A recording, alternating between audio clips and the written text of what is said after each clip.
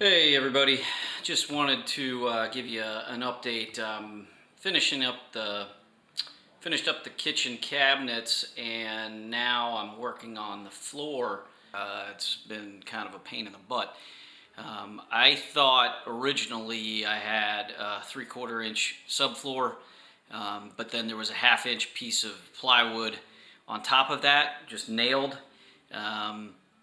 So I ripped up that and ended up finding that the subfloor is only a 1/2 inch piece of plywood, and it's not tongue and groove, and it has pretty big gaps in between where it's laid down. So when I was stepping on it, you can actually see that it's moving, and you can feel the give and the sponginess of the floor itself. You see that it's such a big gap there that it has nothing to support it. So, and there was a lot of gaps. So what I ended up deciding to do was went to Home Depot to see if I could find some plywood that was the same thickness as what I had, but it was tongue and groove, so that it would lock together on the ends and help support these areas where there isn't a joist, so that it would make it a little bit stiffer.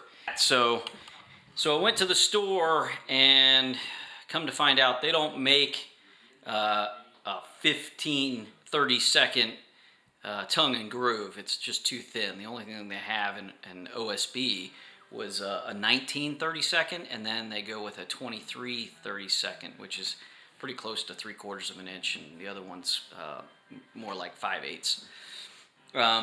So what I decided to do was cut around the big planks around the perimeter as much as I could, and I'm going to leave this section, so this is going to get replaced. I'm going to replace a section here, and then most of this is going to get replaced. I found a 3/4 inch plywood, not OSB. It's just regular plywood because it's actually stiffer. It's the most expensive, but I don't want to do this again. I want to do it once, and I don't want to do it again. So what I decided to do was go ahead and get the 3/4, well, it's 23-30 seconds. So I got that tongue and groove. I got about 8 sheets of that, and I've been going through ripping up the 1/2 inch, which I'm so glad that I did, because now that I've put these couple of pieces in so far, I put liquid nail down, and then I've been using just general construction screws. They're like a galvanized, I don't know if I have them here or not. They're these grip tight construction screws, and these are 1 3/4, and they bite enough. The guy was telling me that probably 1 5/8 was the standard, but 1 3/4 I think is a pretty good bite. It gives me 1 inch into the joist. I could probably go a little bit deeper, but it seems to be biting just fine. I haven't had any issues with it not biting into the wood. And with the liquid nail and putting a bunch of screws in, like every 8 inches or so, geez, it's really sturdy. By adding the 3/4 inch subfloor to the center, or as much of the center as I can, I still have the perimeter is going to be the 15-30 second boards, the existing boards, which are not as tall or not as high. So I'm going to have a lip. As you can see right here, there's definitely a lip. So I needed to figure out a solution. So I was at the store trying to figure that out. They have a piece of plywood that's 1/4 inch. It says 1/4 inch, but it's actually 7/30 seconds.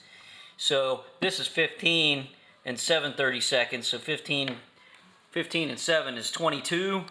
So 22-30 seconds, and this is 23-30 seconds. So it's gonna be a tad bit short, but I figure when I put liquid nail here and then screw it down, it ought to raise it up.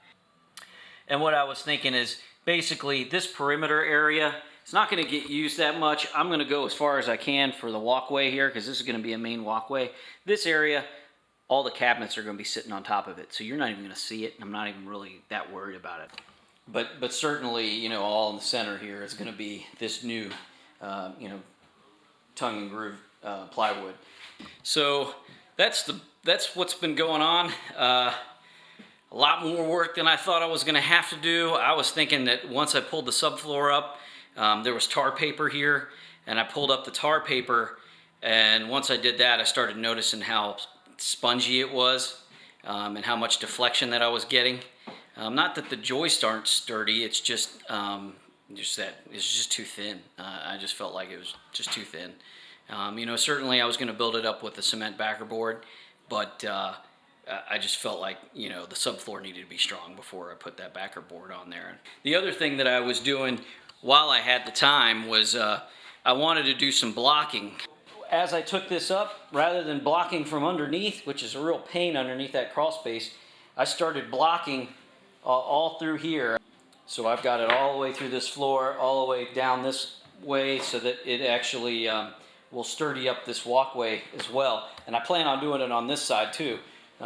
So once I rip this up, I'll probably put it as close to this seam as I can, because that's kind of where it needs to be. Right now I'm going to go ahead and probably cut this out and then pull it up and block it, and then I'll take the tongue and groove that I got there and lay that down, glue it and screw it, and then I'll start working over on this section.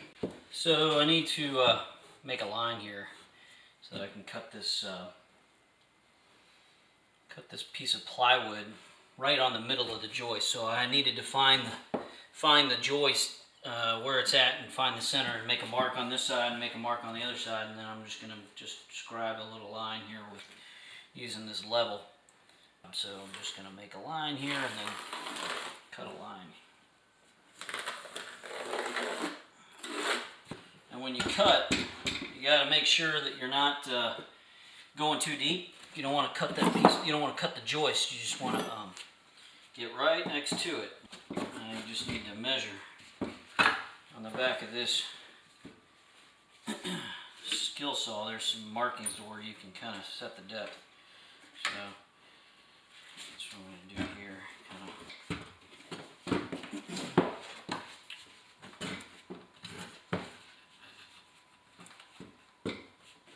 And you just line it up, and then I kind of put it up on an angle like this, and then just plunge down in.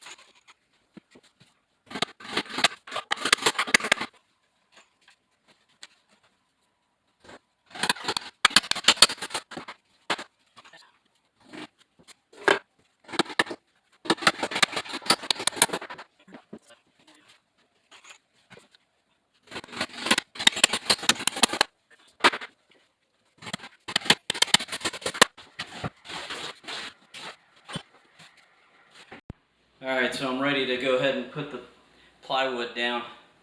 I'm going to put some construction adhesive on it first. So I'm just using liquid nails, the subfloor glue, and just putting a line on each joist.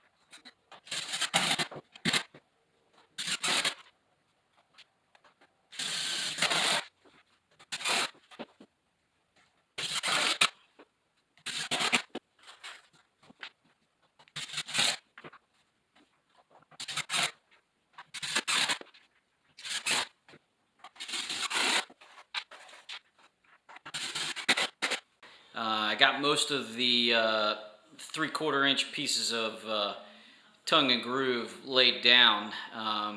As you can see, most of it's down. I just have to do the perimeter edges of what's the existing subfloor that I did not cut out.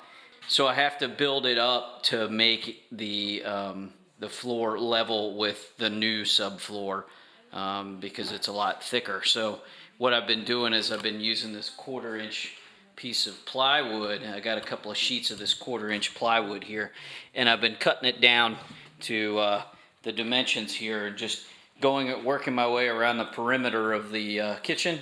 And I'm at this section right now, so I was just going to kind of show you what I've been doing with that. And so let's go ahead and get started with that. So I've been cutting each piece out and mocking it up and laying it down and making sure that it fits properly.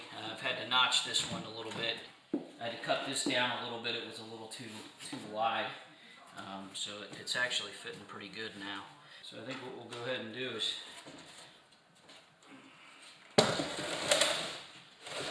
set that over there for right now.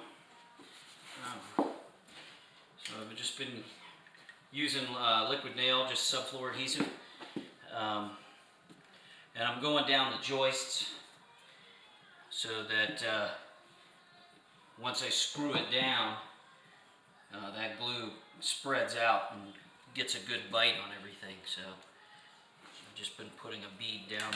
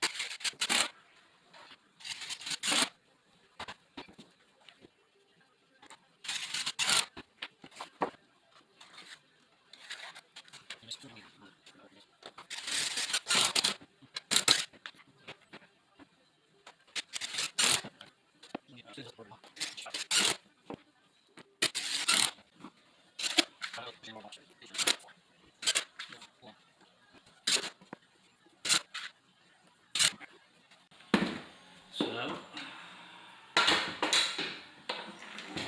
that's it for that. Should be stuck pretty good. So this is the end of that. I still have one more to do on this section, so this whole side will be done. And then I have a couple little triangles that I need to make for the bay windows.